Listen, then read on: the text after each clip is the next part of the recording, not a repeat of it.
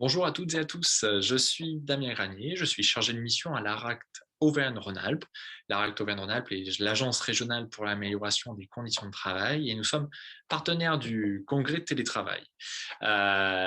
Deux mots sur l'ARACT Auvergne-Rhône-Alpes qui est une agence régionale qui fait partie d'un réseau national que l'on appelle le réseau ANACT-ARACT et qui accompagne les entreprises dans l'amélioration dans l'amélioration des conditions de travail et de la qualité de vie au travail, le télétravail faisant partie des nombreux sujets d'actualité que nous accompagnons en entreprise.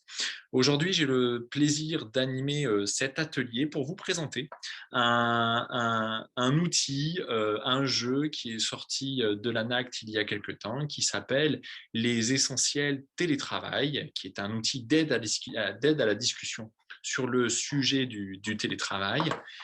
Et cette présentation de cet outil se fera de manière un peu originale et en deux temps, puisque dans un premier temps, je vais vous présenter grossièrement cet outil, à la fois son contenu, les règles du jeu, parce que vous allez voir, c'est un jeu de cartes. Et puis, dans un deuxième temps, vous verrez une mise en scène jouée de l'animation de ce jeu dans une entreprise fictive avec des personnages qui seront présentes de cette entreprise-là. Je laisse le suspense, mais vous verrez dans quelques minutes cette mise en scène. Alors, pourquoi cette mise en scène? Deux intérêts. La première, c'est de vous faire prendre conscience que ce jeu a un intérêt pédagogique et une puissance pédagogique pour aider à la discussion sur le sujet du télétravail dans un processus, on va dire, de concertation au sein des entreprises.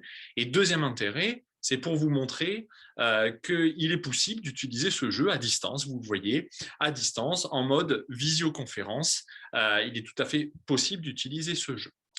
Alors, j'en viens à la présentation de cet outil en vous partageant quelques petites diapositives.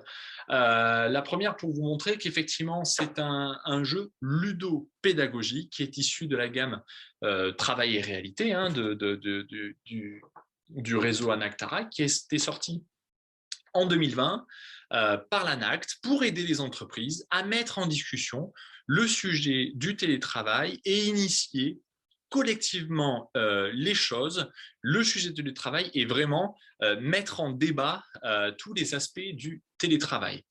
Quelle est la cible de ce jeu de cartes? J'ai envie de dire toute entreprise, et à l'intérieur des entreprises, il peut être utilisé à la fois pour animer des comités de projet paritaires ou des comités de suivi du télétravail ou auprès d'un groupe de managers interservices, par exemple, ou pendant une réunion avec les collaborateurs d'un même service. Dans quel objectif? Deux objectifs bien identifiés. Le premier, c'est que ça va vous permettre de faire un état des lieux et de voir quels sont les points que votre entreprise ou votre service maîtrise déjà sur le sujet du télétravail et quels sont les sujets à travailler. Et deuxième point, d'aller plus loin dans cet état des lieux et d'élaborer une sorte de plan d'action pour déterminer des actions qui sont à mettre en place dans votre projet de télétravail ou des actions qui permettraient d'améliorer vos pratiques existantes. Le contenu du jeu, il est assez simple. Il est constitué à la fois de 41 cartes actions qui sont catégorisées selon trois axes. Le premier axe, c'est l'axe méthodologique, c'est-à-dire pour aider les entreprises à avoir de la méthode pour préparer et mettre en œuvre le télétravail. La deuxième catégorie, c'est celui des cadres et des moyens pour aider les entreprises à formaliser dans les grandes lignes, bien évidemment, un accord de télétravail ou à défaut une charte de télétravail. Et puis la troisième chose, un élément important de cette nouvelle organisation du travail qui se déploie dans les entreprises, c'est la question du management à distance et des pratiques managériales et des modalités de management à distance. Ces cartes actions doivent être placées à l'intérieur de plots. Il y a 4 plots, très exactement, dans ce jeu. Ces plots permettent d'évaluer et d'agir collectivement sur l'ensemble des cartes actions. Alors, vous voyez qu'il y a des plots pour lesquels nous avons des actions soit existantes, soit inexistantes. Pour les actions existantes, l'entreprise, le collectif de travail doit se poser la question si l'action est satisfaisante ou si l'action est à améliorer. Si l'action est inexistante au sein de l'entreprise, au sein d'un service, le collectif doit se poser la question si elle est souhaitée ou si elle est non souhaitée. Le principe du jeu est simple.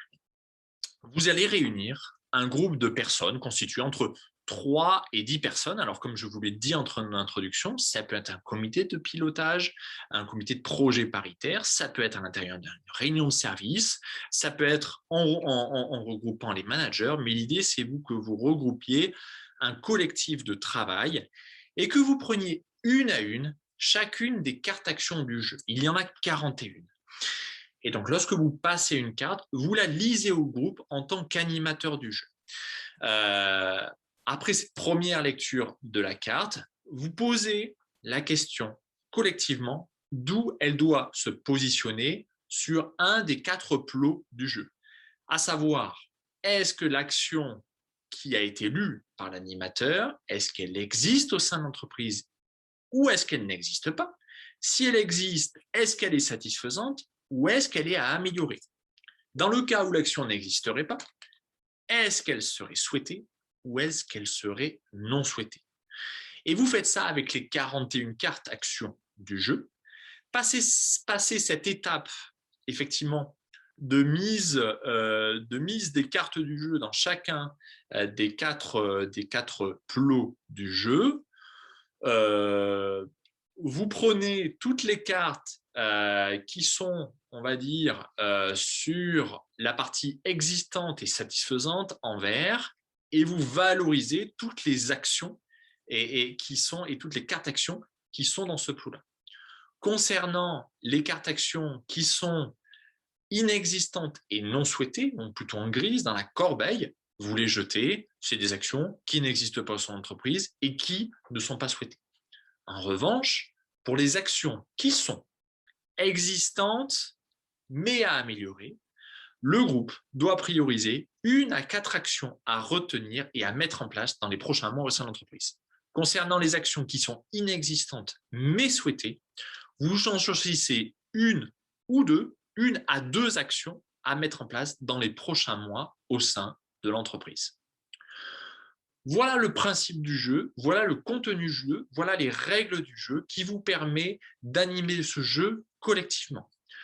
Donc maintenant, place à une mise en scène jouée où je serai le propre animateur et vous verrez que je vais animer ce jeu de cartes au sein d'une entreprise fictive dont je vais vous présenter l'origine et le contexte. Attention, c'est parti.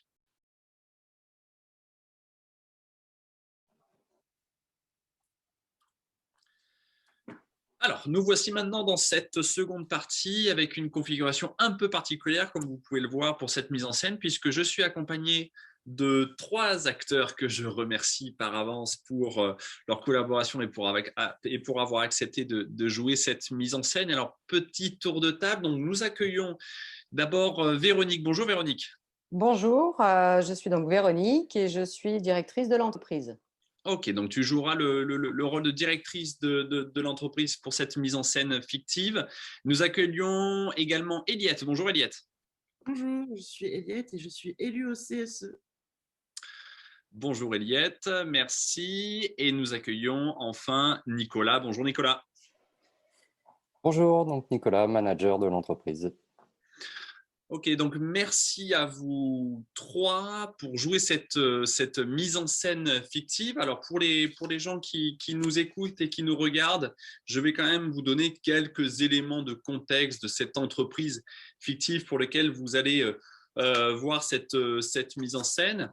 Alors, vous 3, Véronique, Eliette, Nicolas, vous faites partie d'une entreprise du secteur agroalimentaire, puisque vous faites partie d'une PME française qui est spécialisée dans les emballages plastiques, principalement pour l'agroalimentaire.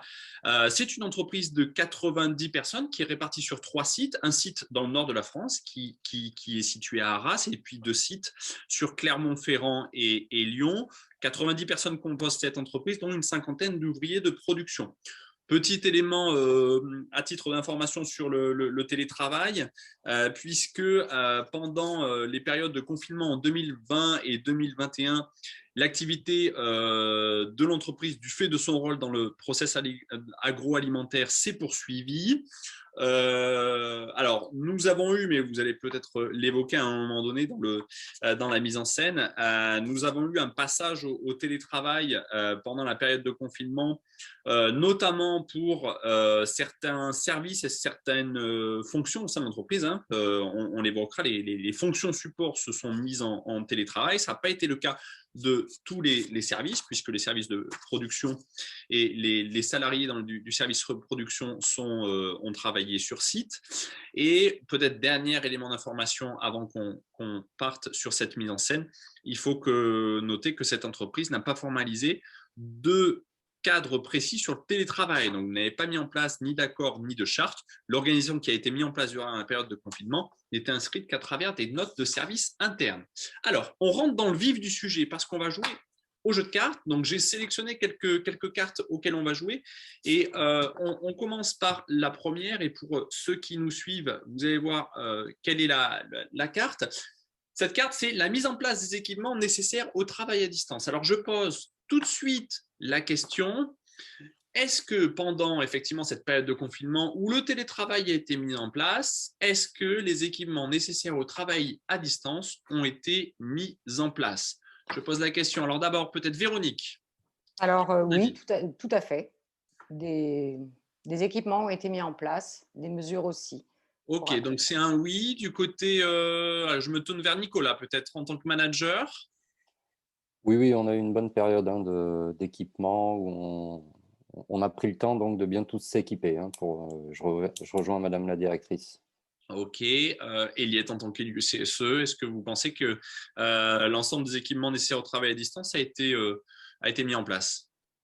Les équipements ont été mis en place, ça c'est certain. L'ensemble, ça c'est pas dit. Mais en tout cas, on ne peut pas reprocher à la direction de ne pas avoir mis de moyens sur la table. Alors ça, c'est intéressant. Donc, ça veut dire que ça existe, cette action a existé au sein de l'entreprise. Alors, est-ce qu'aujourd'hui, c'est quelque chose qui est plutôt satisfaisant, ces équipements, ou est-ce que c'est à améliorer? Là, je vous pose la question. Qui veut prendre la parole? Comme vous le souhaitez, je vous laisse la parole peut-être à tous les deux, en premier. Oui, alors je rejoins ma collègue Eliette. On a effectivement mis en place des équipements. Après, c'est vrai qu'il y a des améliorations à trouver. Par exemple, je suis trop souvent le simple relais d'information entre deux services. Donc, c'est bien qu'il y a des canaux à améliorer dans la diffusion des infos pour les équipes et puis aussi pour le siège. Améliorer pour Nicolas. Eliette, du coup? Oui, en effet, au niveau des outils informatiques, il y a des choses qui ont été mises en place, des canaux qui ne sont pas encore complètement satisfaisants. Et puis, quand on parle d'équipement, effectivement, tous les télétravailleurs n'ont pas eu des ordinateurs adaptés à leur activité, mais bon, il y a quand même eu des ordinateurs qui ont été mis à disposition de l'ensemble des gens qui se sont mis en télétravail.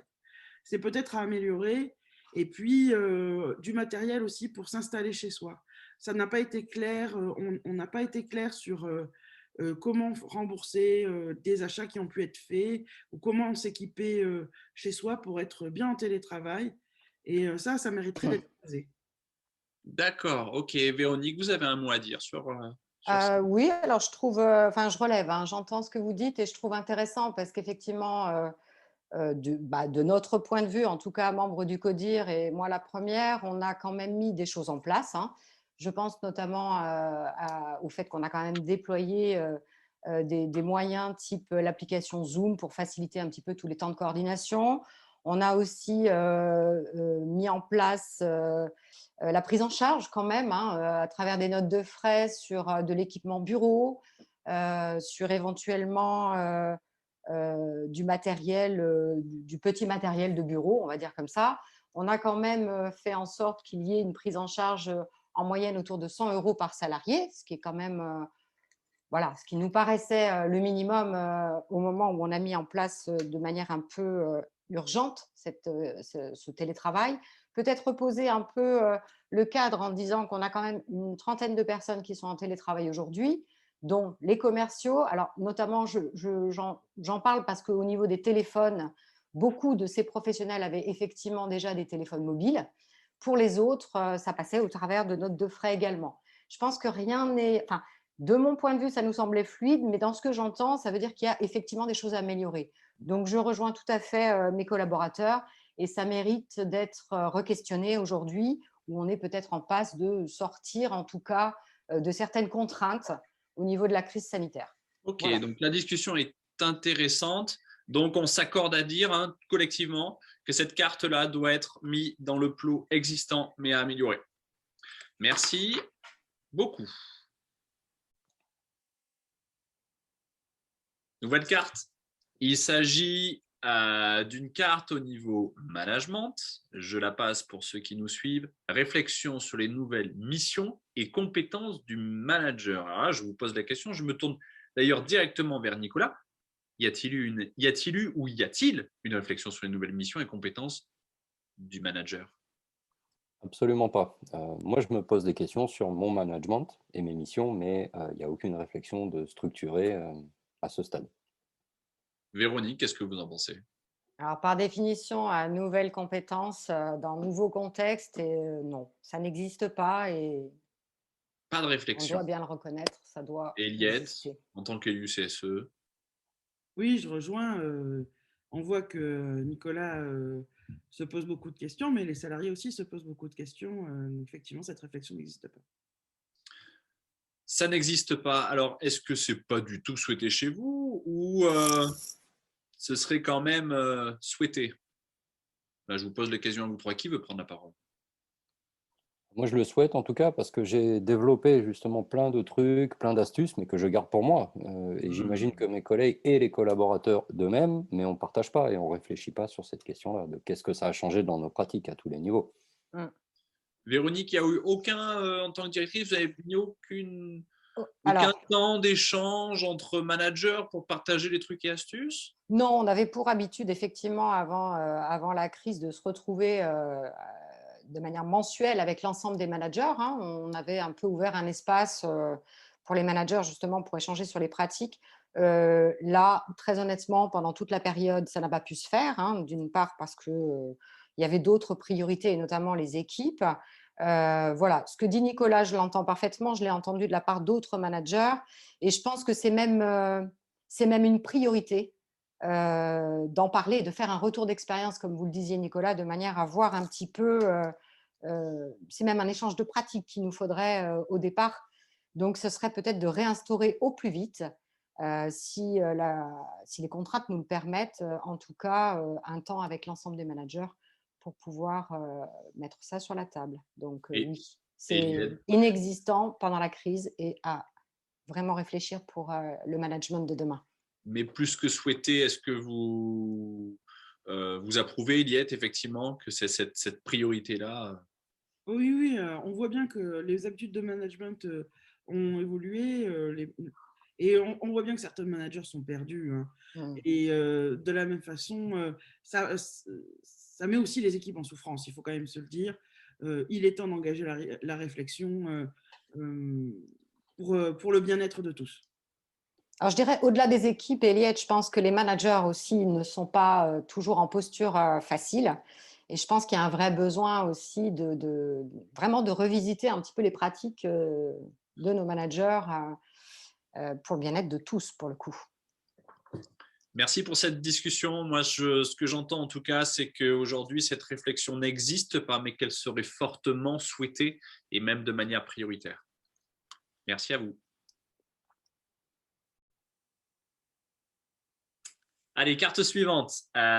Définition des critères d'éligibilité des lieux du télétravail. Donc, je me tourne peut-être vers Nicolas en tant que manager. Est-ce que vous avez défini des critères d'éligibilité des lieux de télétravail? Oui, oui, complètement. Et dès le début, hein, ça a été une des premières questions justement qu'on s'est posées avec les équipes.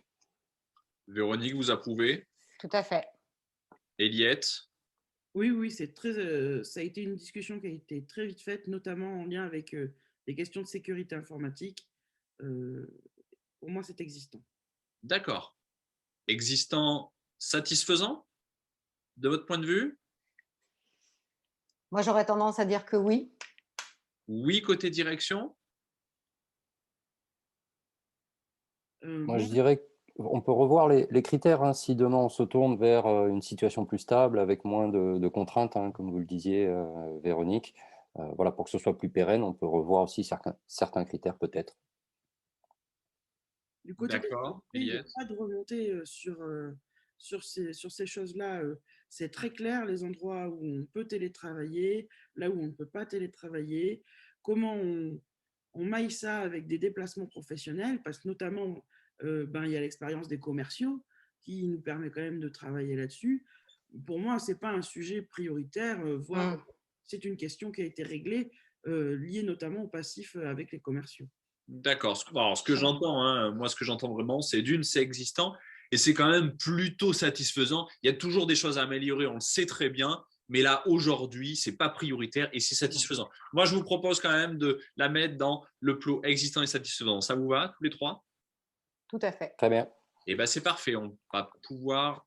Merci beaucoup pour cette carte.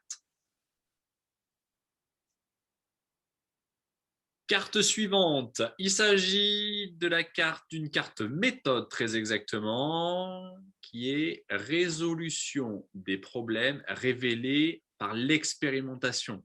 Alors, on sait que dans votre entreprise, l'expérimentation a été un peu finalement imposée par cette crise sanitaire parce que vous avez mis en place le télétravail de manière improvisée. Mais est-ce que vous avez résolu des problèmes qui ont été révélés par cette expérimentation un peu imposée? Je me tourne vers qui veut prendre la Eliette peut-être. Qu'est-ce que vous en pensez? On n'a pas trop fait de retour d'expérience. Il y a eu, en tout cas, il y a eu des choses qui sont apparues. C'était très tendu, donc du coup, on a résolu les choses, mais de rétex formalisé, ça n'a pas vraiment été fait. D'accord. Nicolas? Je suis entièrement d'accord. Des problèmes, on en a résolu. Après, sûrement pas tous. Et puis surtout, on n'a pas eu cette étape de bilan de quelles sont l'entièreté des problèmes à résoudre. Oui, bah, si on doit vraiment jouer, pour moi, ça n'existe pas, effectivement, même si, voilà, des problèmes ont été résolus, hein, mais de manière un petit peu au fil de l'eau, de manière isolée. Donc, pour moi, ça n'existe pas et c'est un vrai trou dans la raquette, là, pour le coup. D'accord. Mais alors, est-ce que ça veut dire, là, je prolonge un peu la discussion, est-ce que ça veut dire que vous auriez besoin de poser un cadre, de structurer un peu plus une démarche avec un réel bilan? Je ne sais pas ce que vous en pensez de cette. Alors, je veux bien prendre la parole. On a pas mal évoqué, il me semble, hein, Eliette et Nicolas, à travers ce jeu, cette question de pilotage, de démarche, de cellules de crise. Comment est-ce qu'on pourrait aussi travailler ce type de questions? Et typiquement, je pense que ça peut faire l'objet. C'est un sujet à part entière qu'on pourrait mettre sur la table avec l'ensemble des parties prenantes de l'entreprise. En tout cas, je suis tout à fait pour ça, moi. Ouais, moi, je rejoins, hein, c'est tout l'intérêt d'un comité de pilotage et de mettre en place ce fameux comité de pilotage, qu'on sorte de ce fonctionnement de cellule de crise où, je le rappelle, nous, élus CSE, nous sommes exclus. Et ça permettrait quand même de pouvoir traiter des sujets que nous, salariés, on porte et qui, on n'a pas vraiment l'impression qu'il y ait un écho qui existe au sein de l'entreprise. Moi, je dis c'est important de faire ce bilan et le bon endroit, ce serait au sein du comité de pilotage à venir. D'accord. Nicolas, un mot? Un petit mot, bah, puisqu'on est sur une carte méthode, je pense qu'il faut qu'on expérimente aussi d'autres méthodes entre nous. Super. Merci. Je trouve que c'est intéressant parce que cette carte amène d'autres éléments, d'autres perspectives avec la volonté peut-être de construire un cadre, une démarche un peu concertée dans laquelle l'expérimentation viendra révéler des ajustements à faire et ce sera tout l'enjeu. Je propose de mettre cette carte du coup dans. Ça existe. Vous avez de manière improvisé, résolu des problèmes, mais c'est vraiment à améliorer. C'est quelque chose à améliorer chez vous. Merci. Merci.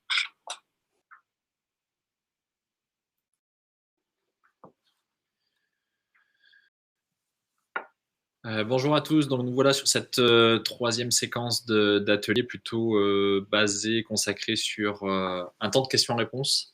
Donc je répondrai à toutes les questions qui me sont posées dans le chat, qui fait suite effectivement à la présentation de ce jeu des essentiels télétravail, un petit peu innovant, puisque comme vous l'avez vu, ça a donné lieu à une mise en scène qui a été enregistrée, voilà, avec quelques collègues de la RAC que je remercie. Donc voilà, donc je peux répondre aux questions que n'hésitez pas à me poser. N'hésitez pas aussi à me contacter par mail si vous avez, parce qu'il reste très peu de temps, on va dire, dans l'atelier, si vous avez d'autres questions particulière. C'est vrai que c'est un outil très, très dynamique, c'est ça qui est intéressant. Ça permet vraiment, c'est vraiment une aide à la discussion, une aide à l'échange en collectif, en entreprise. Ça permet de ne pas partir d'une feuille blanche, puisque les 41 cartes actions du jeu permettent, on va dire, de balayer de manière très large toutes les composantes du télétravail, qu'on soit sur de la méthode, qu'on soit des éléments voilà, de cadrage sur l'accord, ou alors sur les pratiques managériales à distance. Donc ça permet de balayer large, c'est très très dynamique, c'est pour ça que la présentation se voulait aussi, elle, très dynamique, avec une petite mise en scène, des échanges qui peuvent survenir en fait avec le jeu des essentiels télétravail. Voilà. N'hésitez pas, il reste encore quelques minutes.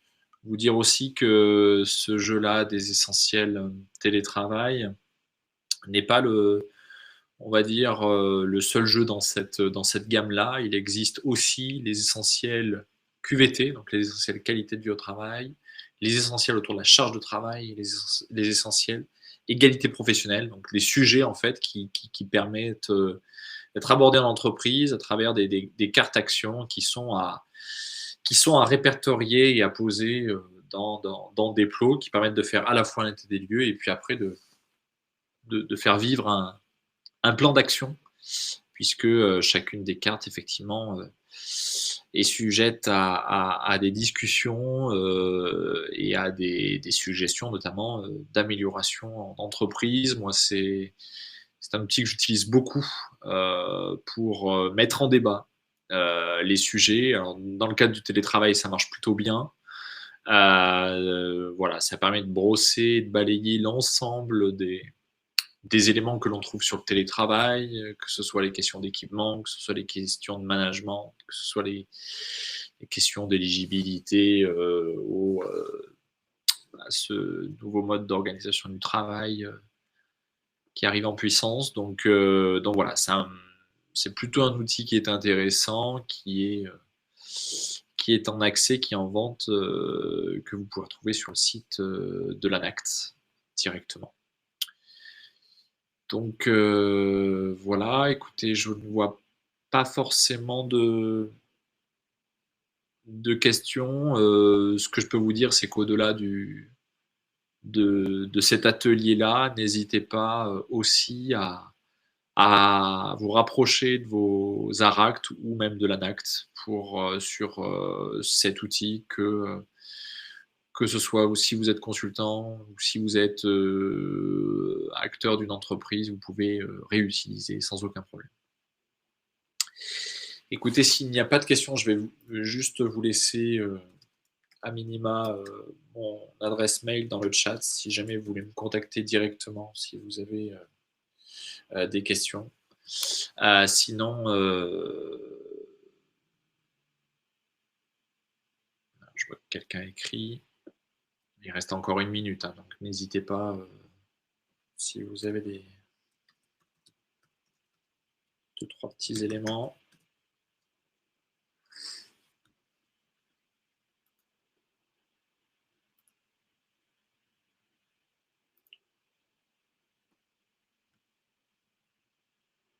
On peut rester encore 30 secondes.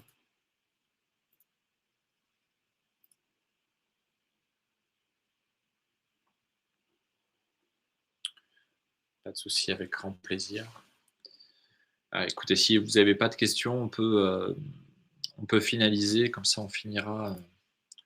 on on finira à l'heure. Merci beaucoup en tout cas pour